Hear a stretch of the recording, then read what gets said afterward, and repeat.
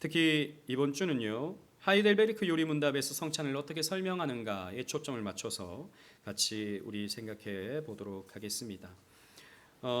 고린도전서 11장 26절 말씀 우리 다 같이 한번 읽도록 하겠습니다. 시작.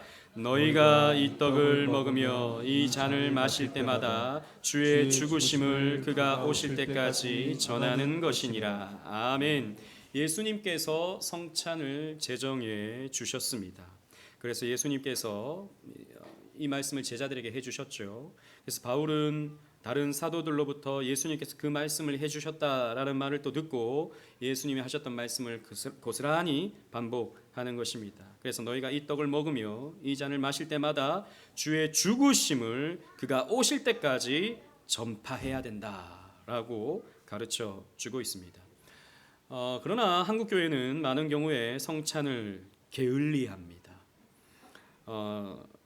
왜 게을리하는가? 그 이유를 살펴보면 이 성찬론에 있어서 굉장히 빈약하기 때문이에요.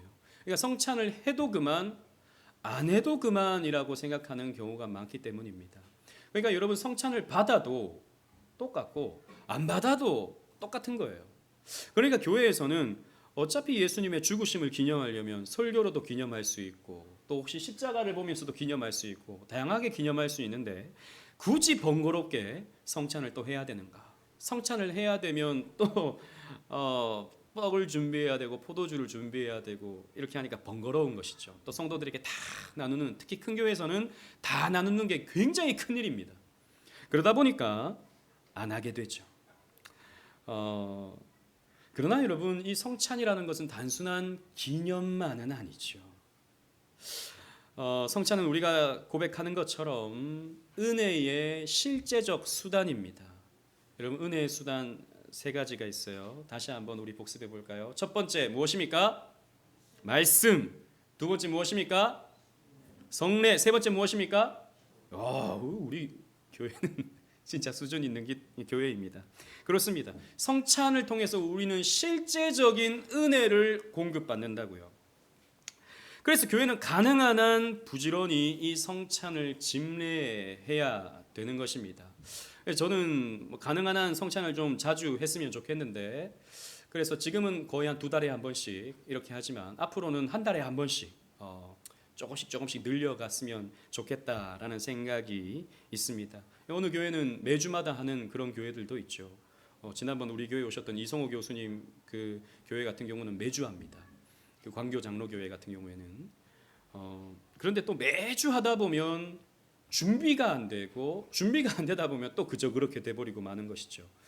그래서 칼빈 때도 사실 칼빈은 매주 성찬을 하는 것이 유익하다고 했습니다. 그런데 당시 교회에서는 그걸 감당할 수가 없었던 것이죠. 그래서 칼빈 때도 한 달에 한 번 하는 것이 그 시대의 성찬의 모습이었습니다. 성찬은 우리가 앞에서 살펴본 것처럼 주께서 제정하시고 교회에 행하라고 주신 성례입니다. 거룩한 의식이 되는 것이죠. 성례에는 2가지가 있습니다. 무엇이 있습니까? 세례와 성찬, 이 2가지가 있는 것이죠. 그런데 안타깝게도 한국 교회는요, 많은 교회, 우리 교회는 그렇게 생각하지 않지만 찬양대는 필수적이라고 생각해요. 매주 준비합니다. 매주 준비해서 1시간, 2시간 준비해서 다음 주에 또 혹은 주일 예배 전에 막 또 1시간 준비해서 찬양대를 세우죠. 그런데 성찬은 번거롭다고 생각하는 거죠. 성찬은 떡을 준비하고 포도주를 준비하는 것이 번거롭다고 생각하는 겁니다.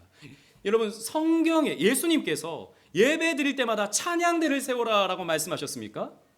아니거든요. 찬양대 안 세운다고 또 더 잘하는 것도 아니죠. 그게 본질은 아니거든요. 예배 본질은 아니거든요. 근데 성찬은 본질적인 것입니다. 은혜의 수단의 본질적인 것이라는 거죠. 그래서 우리는 이 성찬이 얼마나 중요한지 깨달을 필요가 있는 것입니다. 주께서 2가지의 성례를 주시는데요. 왜 제가 이걸 설명하냐면 하이델베르크 요리문답에서 이 성찬을 설명할 때 먼저 무엇을 설명하냐면 세례를 설명하고 그 이후에 성찬을 설명하기 때문입니다. 그래서 성찬과 세례의 관계가 무엇이냐? 세례가 주어지고 세례 다음에 성찬이 이루어진다는 것입니다. 2 성례다 주께서 명령하신 것입니다. 아버지와 아들과 성령의 이름으로 세례를 줘라라고 주님께서 말씀하셨고, 그리고 제자들에게 떡과 포도주를 나눠주면서 내가 다시 올 때까지 너희들은 이것을 통하여 나를 기념하라라고 말씀하셨던 것이죠. 그래서 우리는 성례를 두 가지로 여기고 이 두 가지를 교회에서 신실하게 집례할 필요가 있는 것입니다. 세례와 성찬, 이 두 가지는 성례로서 공통점을 가집니다. 어떤 공통점을 가지냐? 예수 그리스도의 십자가 제사와 관련이 있다는 것이죠. 세례는 여러분 세례 받음으로써 어떻게 되는 것입니까? 지난번 우리가 세례에 대해서 유아 세례 받을 때도 제가 설명드린 적이 있었는데, 세례는 예수 그리스도의 죽으심에 동참하는 거다 그랬습니다. 그죠? 그래서 물을 어디다 바른다 그랬습니까? 발에 바르는 게 아니고, 엉덩이에 바르는 게 아니고 머리에 바른다고요. 내가 물에 빠져 죽었다는 것입니다. 그리고 예수 그리스도의 십자가 보혈로 우리의 죄가 씻겨지는데, 물을 바름으로써 물로 씻어낸다는 거죠. 우리의 죄가 씻겨진다. 예수 그리스도의 십자가 보혈로 우리의 죄가 씻겨진다라고 하는 그런 의미가 세례에 있는 것입니다. 마찬가지로 성찬도 마찬가지입니다. 성찬도 예수 그리스도의 죽으심을 기억하는 거죠. 예수 그리스도의 죽으심을 전하는 것입니다. 예수님께서 떡과 같이 살이 찢어지셨고 예수님께서 포도주같이 보혈을 흘려주셨다라고 하는 것을 가시적으로 보여주는 것이죠. 단 이 세례와 성찬의 차이점이 있다면, 세례는 개인에게 한 번 시행되지만 성찬은 지속적으로 시행된다라는 것입니다. 여러분, 이것은 칭의와 성화로 보면 또 연결이 될 수 있습니다. 우리가 칭의는 단 한 번 받습니다. 그죠? 여러분, 칭의 받으셨잖아요. 그죠? 예수 그리스도를 믿는 믿음으로 의롭다 칭함을 받으셨잖아요. 그러면 그걸 나중에 천국 가기 직전에 한 번 더 점검받습니까? 진짜 의로운지? 아니잖아요. 그죠? 그걸 주장하는 게 유보적 칭의, 새로운 NPP 뭐죠? 갑자기 바울의 세 관점. 아유, 우리 집사님 감사합니다. 요즘 말이 잘 안 떠올라요. 바울의 세 관점인 것이죠. 아니 어떻게 한 번 예수 믿음으로 의롭다함을 받냐? 끝까지 가봐야 아는 거 아니냐? 뭐 김세윤 교수라든지 이런 분들이 그렇게 또 주장을 하는 것 아니겠습니까? 아닙니다. 칭의는 단 한 번입니다. 우리가 예수 그리스도를 믿음으로 말미암아, 내가 믿는 것도 아니죠. 그 전능하신 하나님이 날 찾아오셔요. 그러므로 내가 의롭게 되는 겁니다. 믿음을 주심으로. 칭의는 단 한 번이죠. 하지만 성화는 어떻습니까? 연속적입니다. 계속해서 우리는 성화되어져 가는 것입니다. 마찬가지로 성찬은 지속적으로 우리가 은혜를 공급받는 거예요. 이런 것이죠. 세례는 존재론적인 변화를 나에게 줍니다. 세례는 존재론적인 변화. 그런데 이 성찬은 성화적으로, 실천적으로 변화를 나에게 줘요. 이것이 세례와 성찬의 차이점이다라는 것이죠. 또 세례는 신앙 고백하는 특정 개인에게 시행되지만, 그러니까 세례받는 한 사람에게 시행되지만, 성찬은 세례에 참여한 모든 회원들과 함께 나누는 것이 됩니다. 이것이 세례와 성찬의 차이점이라고 할 수 있죠. 우리가 오늘 살펴보는 하이델베르크 요리문답에서 성찬의 특징을 뭘로 보냐 하면 나눔으로 봅니다. 성찬은 나눔에 있다. 아까 세례는 개인에게 적용된다 그랬잖아요. 물론 그 세례 받는 것을 함께 보험을 통해서 같이 참여하기는 합니다. 하지만 실제적으로는 한 사람이 세례를 받는 것이죠. 하지만 성찬은 나누는 것입니다. 함께 서로 나누는 것이죠. 앞에서 말씀드린 것처럼 세례는 십자가 제사로 인한 중생의 씻음입니다. 존재론적인 의미가 있는 것이죠. 존재론적인 변화. 성찬은 십자가 제사로 인한 영적 영양분을 공급받는 것입니다. 실천론적이죠. 세례를 통해서 전달될 수 있는 중요한 개념은, 세례를 통해 전달될 수 없는 중요한 개념은 교분입니다. 그러니까 이건 성찬을 통해서만 얻을 수 있다는 것이에요. 우리 하이델베르크 요리문답은 원래 독일어로 되어 있어요. 독일어. 우리 박은정 성도님 독일어 잘하시는데 제가 한번 이거 어떻게 발음하는지 좀 읽어보라고 말씀드릴까도 했는데 어떻게 발음하죠 이거? 박수 한번 하겠습니다. 우리 주영이 6개월 독일에 있다 왔는데 어떻게 한번 해볼까요? Gemeinschaft. 예, 저거 엄청 연습했거든요. Gemeinschaft. 우리 번역된 하이델베르크 요리문답에서는 참여라고 번역을 했습니다. 참여. 근데 이건 이제 성약교회에서 번역을 한 건데 독립개신교회에서 사실 잘 번역한 거라고는 볼 수 없어요. 어떻게 번역했냐면 교제, 교분이라는 말로 번역하는 것이 더 옳다. 서로 나누는 의미가 있는 거죠. 물론 참여함으로써 함께 나눈다로 뭐 좀 넓게 그렇게도 볼 수 있지만 함께 나눔의 의미가 더 큰 것입니다. 게마인샤프. 이거 뭐냐면 성도의 교제라고 할 때 그 표현입니다. 독일의 종교개혁자 마틴 루터는 교회를 어떻게 봤느냐? 교회는 성도의 교제다. 어떤 시스템으로 보지 않고 루터는 어떤 직제로 보지 않고 조직으로 보지 않고 성도의 교제다라고 봤습니다. 물론 칼빈은 그걸 수정했어요. 거기에 조직적인 의미도 있다. 칼빈은 덧붙였어요. 하지만 교회 아주 중요한 개념이죠. 교회는 성도의 교제입니다. 성도가 함께 연결되는 거예요. 우리가 함께 우리 집사님 그걸 알고 찬양을 준비하셨는지 모르겠지만 함께 지어져 감의 의미가 있는 겁니다. 교회는 그걸 우리는 성찬을 통해서 공급받는다는 것이죠. 사도신경에 우리는 성도의 교통이라고 우리는 번역해놨지만 그것도 사실 좀 바꿔야 돼요. 성도의 교제를 우리는 믿는 것이죠. 성도가 서로 교제함을 통해서 교회가 세워진다. 그것이 교회다. 그리고 우리는 그래서 교회를 믿는다라고 고백하는데 이 게마인샤프트라는 말이 바로 그런 의미가 있는 것입니다. 그래서 우리는 성찬을 죄송합니다. 제가 원래는 노트북으로 작업을 했는데 이게 또 태블릿으로 띄우다 보니까 밑에 좀 잘렸어요. 우리는 성찬을 먹고 마심으로 그리스도와 교제합니다. 1차적으로 그리스도와 교제해요. 제가 금방 하이델베르크 요리문답 강해설을 쓴 목사님의 책을 읽는데 그분은 이 하이델베르크 요리문답 이 문답을 살피면서 뭐라고 표현하냐면 그리스도와의 결혼이다. 성찬은 그리스도와의 결혼이다 라고 이렇게 표현을 했어요. 저는 좋은 표현이라고 생각합니다. 성찬은 1차적으로 그리스도와 교제하는 것입니다. 그리스도와 맺어지는 거예요. 그리스도와 하나 되는 것입니다. 그리고 더 나아가서 성도들 간에 교제하는 것입니다. 한 떡에 한 잔에 함께 참여함을 통해서 우리가 하나이다 라고 하는 것을 표현하는 것이죠. 좀 이따 또 설명드릴까 했는데 원고에는 없으니까. 그래서 실제로 화랑개혁교회 가운데는 어떻게 성찬을 하냐 하면 떡 하나를 돌립니다. 떡 하나를. 그러면 우리 백지사님부터 한번 떼요. 많이 떼면 뒤에 먹을 사람 없어지는 거예요. 떡을 떼면서 끝까지 이렇게 오는 거예요. 마지막에 목사가 그걸 먹고. 왜 한 떡을 먹는다. 그 다음에 이만한 대접에 포도주를 넣어서 돌립니다. 이제 그건 못할 것 같아요. 코로나 때문에 한 잔을 먹고 다음 사람 마시고 한다고 생각해 보십시오.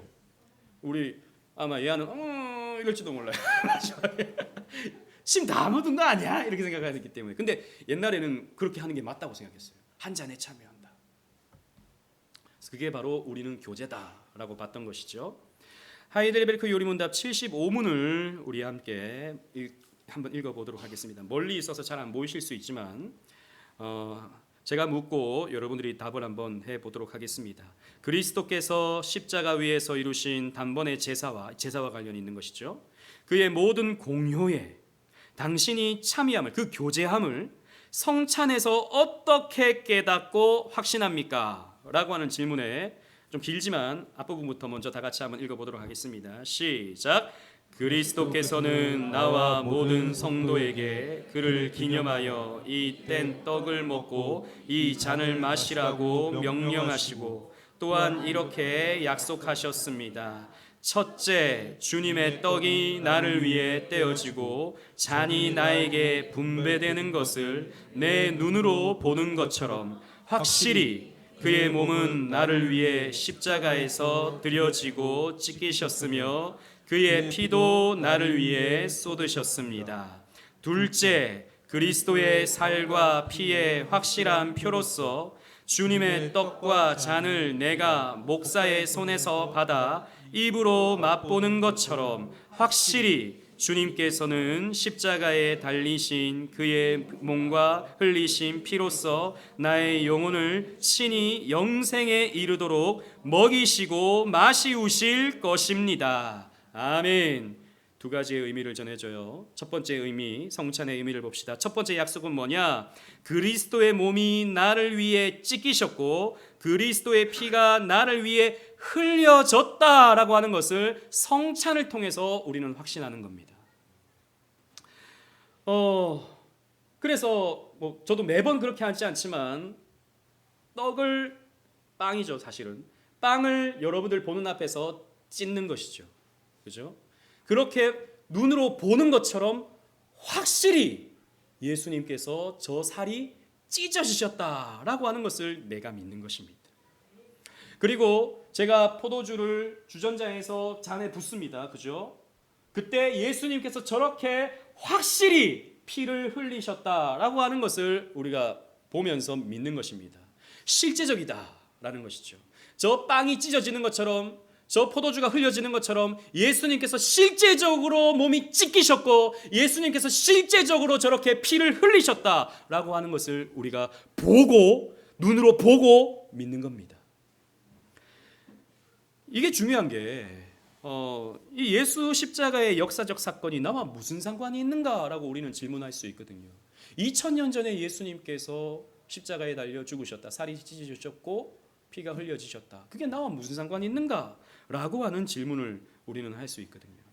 그래서 주님께서 성찬으로, 예수님의 몸은 지금 하나님 보좌 우편에 계시니까 성찬으로 우리에게 보여주시는 거예요. 내가 이렇게 너를 위해 살이 찢겼어. 내가 이렇게 너를 위해 피를 흘렸어. 라고 하는 것을 보이는 말씀으로 우리에게 보여주는 것입니다. 그래서 성찬의 아주 중요한 개념은 무엇이죠? 보이는 말씀, visible verb라는 것입니다. 우리는 말씀을 귀로 듣지만 성찬을 통해서는 눈으로 보는 거죠. 눈으로 봄을 통해서 확실히 예수님께서 날 위해 죽으셨구나. 성찬을 통해서 찢어지는 예수님의 몸을 보고 흘려지는 예수님의 피를 눈으로 보는 것입니다. 그리고 그것을 어떻게 하죠? 내가 맛보는 거예요. 내가 먹는 겁니다. 내가 먹음으로써 그 예수님의 십자가 죽음에, 십자가 제사에 내가 동참하는 게 되죠. 2000년 전에 예수님의 십자가 사건이 오늘 나에게 적용이 되는 겁니다. 실제적으로 오늘 나에게 이루어지게 되는 거예요. 그것이 바로 성찬의 의미다라는 것이죠. 둘째 약속을 보시겠습니다. 여기 되심입니다. 잘렸는데 둘째 약속은 그리스도께서 우리를 위한 제물이 되심으로 우리에게 신령한 양식과 신령한 음료가 되셨다라는 것이죠. 우리가 그 예수님의 십자가 은혜를 믿어서 우리가 영생에 이르도록, 중요한 것이 영생에 이르도록 주님께서 우리에게 신령한 양식과 신령한 음료를 계속해서 공급해 주신다라고 하는 것을 내가 또 보고 참여하고 믿는 것이죠. 그래서 여러분들이 성찬을 받는다고 하는 것은 내가 너의 영적인 영생을 보장해 준다라고 하는 약속이 되는 것입니다. 내가 성찬을 먹는 것은 단순히 그냥 예수님 날 위해 죽으셨지 이게 아니고 그 십자가 죽음으로 말미암아 그 생명이 나에게 들어오는 거예요. 그 예수님의 십자가의 은혜가 나에게 지금 들어오는 겁니다. 실제적으로 맛보면서 씹으면서 몸으로 삼키면서. 그래서 나는 예수님께, 하나님께 버려지지 아니하고 주님께서 공급해 주시는 이 은혜로 나는 영생에 반드시 이루어질 것이다 라고 확신을 갖는 것이 성찬을 갖는 의미가 되는 거예요. 그래서 제가 이번 학기에 지난번에 또 한번 말씀드린 적이 있었는데 이충만 교수님이라고 고려신학대학원의 조직신학 교수님입니다. 그분은 성찬론을 어떤 교리와 연결시켜야 되는가, 이게 교회론과 보통 많이 연결시키거든요. 이걸 어디에서 연결시켜야 되는가? 이거는 구원론과 연결시켜야 된다. 예정론과 연결시켜야 된다. 이렇게 설명하는 것을 들었을 때 많이 공감이 됐습니다. 우리는 성찬을 먹고 마심으로써 내가 선택받은 하나님 백성이구나. 내가 구원받기로 작정된 하나님의 자녀구나 라고 하는 확신을 여러분들은 가지셔야 되는 겁니다. 여러분, 이렇게 우리가 성찬에 참여하면 이 성찬이 얼마나 나에게 큰 은혜가 되는지 몰라요. 얼마나 큰 감사가 되는지 몰라요.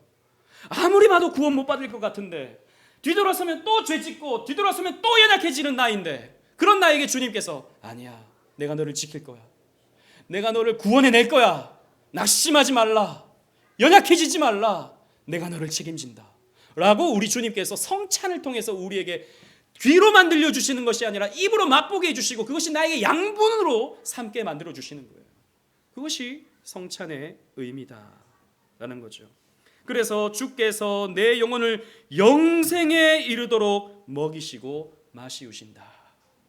우리가 때로는 경제적인 어려움 때문에 굶을 수는 있어요. 그러나 영적인 양분이 중단되지는 않는다는 것입니다. 성찬을 통해서 우리는 그것을 확인하는 것입니다. 눈으로 보는 것처럼 확실하게, 입으로 맛보는 것처럼 확실하게. 눈으로 보는 건 확실하잖아요. 입으로 맛보는 것은 확실하잖아요. 그런 것처럼 우리 주님의 약속이 확실하게 이루어지는 것입니다. 그래서 십자가에서 이루신 단 한 번의 제사의 그 모든 효력에 우리가 참여하는 것이죠. 우리의 성찬이 반복되는 것은 예수님의 십자가 제사가 반복되는 것은 아닙니다. 그죠? 예수님의 십자가 제사가 반복된다라고 가르치는 것이 무엇이죠? 화채설이죠. 카톨릭의 이론입니다. 그 부분에 대해서는 다음에 또 더 자세하게 살피겠지만, 이전에도 살폈지만 우리는 그렇지 않죠. 예수님의 십자가 공효는 이미 십자가에서 2000년 전에 완벽하게 성취됐습니다. 그런데 우리가 연약하기 때문에, 우리가 부족하기 때문에, 연약해지기 때문에 매번 이 성찬에 참여할 필요가 있는 것이죠. 그런데 아까 읽으셨지만 이 성찬은 목사를 통해서 받아야 된다라고 하이델베르크 요리문답은 설명하고 있습니다. 여러분, 성도들끼리 우리 오늘 우리 모임을 가지니까 너무 좋다, 우리 오늘 떡 떼고 잔을 나누면서 우리 예수님의 죽으심을 기념하자, 그러면 안 된다는 겁니다. 그러면 안 된다는 거예요. 물론 그런 분들도 없지만 뭐 그럴 수도 있잖아요. 그러면 안 된다는 겁니다. 여러분, 성찬은요 7위회의 관할과 지도 가운데 시행되어져야 됩니다. 그래서 여러분, 최근에 논란이 됐던 게 그거였어요. 뭐냐면 부활절 연합 예배에, 제가 뭐 대통령을 찬성하고 반대하고 그런 의미는 아닙니다. 성찬에 관해서만 말씀드리는 겁니다. 정치적인 얘기를 하는 게 아니에요.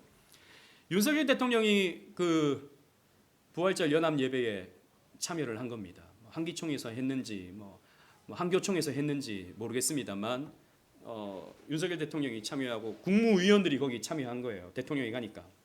근데 그때 성찬식을 하는 겁니다. 부활절 연합 예배라고.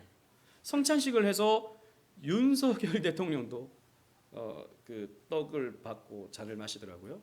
다른 국무위원들도 다 뭐 주니까 받는 거예요. 그걸 가지고 이제 교계에서 또 뭐 문제를 제기하시는 분들이 있죠. 저는 합당한 문제 제기라고 생각합니다. 부활절 연합 예배에서 물론 뭐 그 사람이 세례를 받고 안 받고 신자고 안 신자고 이거는 사실 우리가 논할 가치가 없어요. 그거는, 그죠? 그건 안 되는 겁니다. 그것부터가 문제예요. 하지만 제가 말씀드리고 싶은 것은 부활절 연합 예배에서 한교총에서 아니면 한기총에서 하는 그 연합 예배에서 성찬식을 하는 게 가능한 것인가에 대한 질문을 제가 여러분들에게 던지고 싶은 것이죠. 가능합니까? 여기 나와 있는 것처럼 여러분, 한교총은 7위회가 아닙니다. 한기총은 7위회가 아니에요. 거기에서 성찬을 집례하는 것은 옳지 않습니다. 나중에 우리가 또 살피겠지만 성찬은 7위와 아주 깊은 관련이 있거든요. 그래서 사람이 교회 안에서 7위를 받게 되면 성찬에 참여하지 못하죠. 아무튼 우리가 성찬을 받는 것은 7위회를 통해서 성찬을 받게 되는 것입니다. 그래서 예전에 고려신학대학원에서 그런 논쟁이 있었어요. 신학대학원에서 수련회를 할 때 성찬을 받는 게 옳은가? 성찬식을 하는 게 옳은가? 신학대학원은 어떻습니까? 괜찮은 겁니까? 안 된다. 교수회에서 안 된다고 결론을 맺었어요. 왜냐?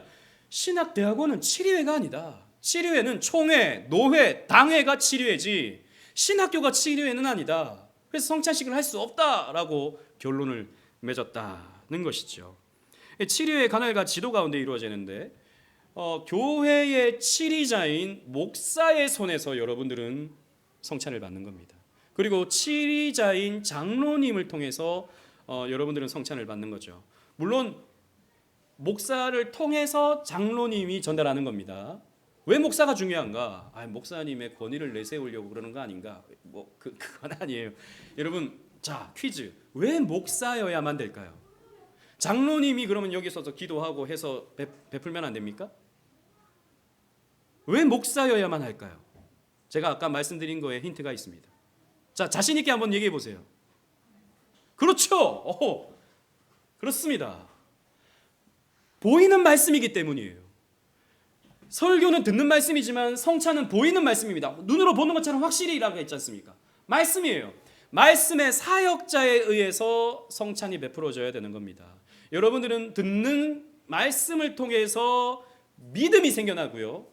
보이는 말씀을 통해서 믿음이 더욱 굳건해지는 거예요. 이것이 성찬의 원리인 것입니다.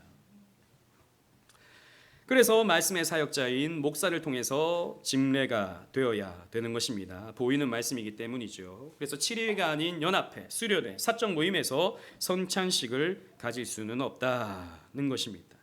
그리고 하이델베르크 요리문답 76문을 함께 또 읽어보도록 하겠습니다. 제가 묻고 여러분들이 답을 해주시겠습니다. 십자가에 달리신 그리스도의 몸을 먹고 그의 흘리신 피를 마신다는 것은 무슨 뜻입니까? 시작. 그것은 믿는 마음으로 그리스도의 모든 고난과 죽음을 받아들이고 이로써 죄사함과 영원한 생명을 얻는 것이며 나아가서 그리스도 안에 또한 우리 안에 거하시는 성령으로 말미암아 우리가 그리스도의 거룩한 몸에 더욱더 연합됨을 의미합니다. 아멘. 첫 번째, 죄사함과 영원한 생명을 얻는다. 그 죽으심을 받아들임으로써, 이걸 먹음으로써가 아니라 그것을 믿음으로써예요. 그 믿는다는 표현으로서 먹는 겁니다. 그래서 죄사함과 영원한 생명을 얻는 것이고, 또 하나 더욱더 연합돼요. 뭐에? 그리스도의 거룩한 몸에 우리가 더욱더 연합된다는 것입니다. 비록 그리스도는 하늘에 계시고 우리는 땅에 있다 할지라도 이거 계속 이어지는 답의 내용이에요. 자, 계속 한번 읽어보도록 하겠습니다. 시작. 비록 그리스도는 하늘에 계시고 우리는 땅에 있다 할지라도 우리는 그의 살 중에 살이요 그의 뼈 중에 뼈이며 마치 우리 몸의 지체들이 한 영혼에 의해 살고 다스림을 받는 것처럼 우리도 한 성령에 의해서 영원히 살고 다스림을 받습니다. 아멘. 자, 제가 말씀드리려고 했던 게 이거였어요. 자, 그리스도는 하늘에 계시죠, 그죠? 하나님 보좌 우편에 계십니다. 성찬 받을 때 이것이 내 몸이다, 이것이 내 피다 할 때 예수님의 몸이 내려오는 게 아니에요, 그죠? 예수님 몸이 되는 것도 아닙니다. 성령께서 임하시는 것이죠. 성령은 성령을 통해서 우리가 예수님께 연결이 되는 겁니다. 그래서 어떻게 되느냐? 살 중에 살이요 그의 뼈 중에 뼈가 된다. 여러분, 이 표현 어디서 나오는 표현이죠? 창세기에 아담이 하와에게 준 말이잖아요. 결혼할 때, 그죠? 주님께서 우리를 이렇게 불러주신, 성찬에 참여할 때 주님께서 우리를 이렇게 불러주신다는 겁니다. 너희는, 이 성찬에 참여하는 너희는 내 살 중에 살이요 내 뼈 중에 뼈다. 그래서 아까 윤석준 목사님이라는 분이 책을 쓸 때 성찬은 그리스도와의 결혼이다 라고 말하는 것이죠. 그리스도와 연합되는 것입니다. 결혼은 연합되는 것이죠. 서로 하나가 되는 것이죠. 그리스도가 여러분들과 하나가 되는 것입니다. 여러분, 성찬 받을 때 꼭 기억하십시오. 내 안에 주님이 계시는구나, 내가 주님 안에 있구나 라고 하는 확신의 표입니다. 확신의 표. 그거 받고 또 헷갈리면 안 됩니다. 내가 주님 밖에 있는 건 아닌가, 이러면 안 되는 거예요. 그리고 우리 지체들이 한 영혼에 의해 살고, 성령이죠, 다스림을 받는 것처럼 우리도 한 성령에 의해서 영원히 살고 다스림을 받습니다. 우리도라는 복수형을 썼어요, 그죠? 그러니까 우리가 성찬에 참여함으로 한 성령을 받음으로 우리가 연합된다는 거예요. 성도들이 연합된다는 것이죠. 그래서 성찬의 효과가 뭔가? 그리스도와의 연합입니다. 그리스도와의 연합. 그래서 주님이 내 안에, 내가 주님 안에 있게 되는 것이죠. 그리스도와 결혼하게 되는 의미가 주어지게 됩니다. 여러분, 결혼한다는 게 어떤 의미죠? 결혼한다. 우리 방 집사님, 결혼은 어떤 의미입니까? 하나가 된다. 맞죠? 또 누구한테 물어볼까? 우리 강호정 집사님, 결혼이란 어떤 의미입니까?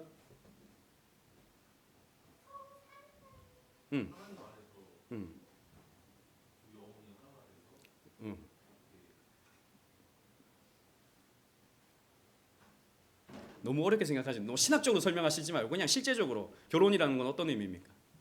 우리 백 집사님, 결혼이라는 건 어떤 의미입니까? 어쩌다 보니 예, 어떤 계속해서 네, 결혼이란 어떤 의미죠? 말씀 잘 하셔야 맛있는 거 얻어 드시는데 하나가 된다. 오, 연합. 그죠? 이 연합이라는 것이 어떤 의미냐? 책임진다는 의미입니다. 사랑한다는 의미이기도 하고 책임진다는 의미죠. 그죠? 결혼했으면요, 책임져야 됩니다. 그래서 요즘 사람들이 부담스러워하죠. 책임을 내가 져야 돼. 근데 책임지는 게 결혼이에요. 그냥 이 사람이 어떻게 살든 뭐 내버려 두는 게 아니에요. 책임지는 게 결혼이에요. 마찬가지입니다. 그리스도와 연합된다는 것은요, 우리 주님께서 우리를 책임져 주신다. 나도 그분에게 책임을 느끼는 거예요. 내가 성도로서 책임을 갖는 겁니다. 주일 예배에, 또 헌신에, 봉사에 나름의 책임을 우리가 갖는 것이죠. 그것이 여러분 결혼입니다. 우리가 성찬을 받는다는 것은 그리스도와 연합되었고 주님께서 나를 책임져 주시고 내가 주님 앞에 내 책임을 다한다라고 하는 그런 것이죠. 신비적 결혼입니다. 그리고 그리스도의 인도를 받는 거예요. 나를 이끌어 주는 겁니다. 내가 어떻게 살아야 되는지, 내가 어떤 선택의 기준을 가져야 되는지 인도를 받는 것이죠. 로마서 12장 5절 우리 다 같이 한번 읽도록 하겠습니다. 시작. 이와 같이 우리 많은 사람이 그리스도 안에서 한 몸이 되어 서로 지체가 되었느니라. 그리스도에 연합된 성도들은 이제 성도들과 연합되는 거예요. 우리 교회가 하나가 되어진, 한 식구가 되어지는 겁니다. 우리만의 이 식구라는 표현이 저는 참 어떻게 보면 신학적이라고 생각해요. 같이 밥을 먹는다는 거죠. 같이 밥을 먹는 우리는 한 식구다라는 것입니다. 이 성찬에 우리가 참여한다는 것은 이 교회의 식구가 된다라고 하는 의미가 있는 거예요. 그래서 여러분, 제가 드리는 설문지에, 질문지에 그게 있는 겁니다. 우리 교회의 식구가 되기를 원합니까? 우리 교회 한 지체가 되기를 원합니까? 우리 교회 지체가 되기를 원하지 않는 분은 우리 교회에서 성찬을 받으면 안 돼요. 그 속하고 싶은 그 교회에서 성찬을 받아야 되는 거예요. 물론 이사를 오거나 잠깐의 어떤 뭐랄까 여행을 오거나 뭐 이렇게 했을 때 우리 교회에서 성찬을 받을 수도 있죠. 넓게 보면 한 교회지만, 하지만 우리 교회에서 이루어지는 성찬에 우리가 참여한다라고 하는 것은 적어도 우리 한 식구다라는 거죠. 다음 주에 오늘 신청서를 내신 분들을 명단을 게시판에 붙여놓을 거예요. 이분들이 우리 교회 식구다라는 거죠. 그러면 예하가 서운할 수도 있어요. 내 이름은 없는데. 그럼 식구가 아니라는 게 아니에요. 방 집사님, 유 집사님 딸이기 때문에 식구야. 그런 의미가 있는 것이죠. 우리는 식구가 되는 겁니다. 따라합시다. 우리는 식구다. 옆에 한번 보세요. 우리는 식구다. 부부다 그러면 안 돼요. 식구예요 그냥. 감사합니다. 오늘 여기까지 하도록 하겠습니다. 그래서 다음 주에 우리가 성찬을 받는데 더욱더 풍성한 은혜를 받는 저와 여러분들 되시기를 주님 이름으로 축원합니다. 아멘.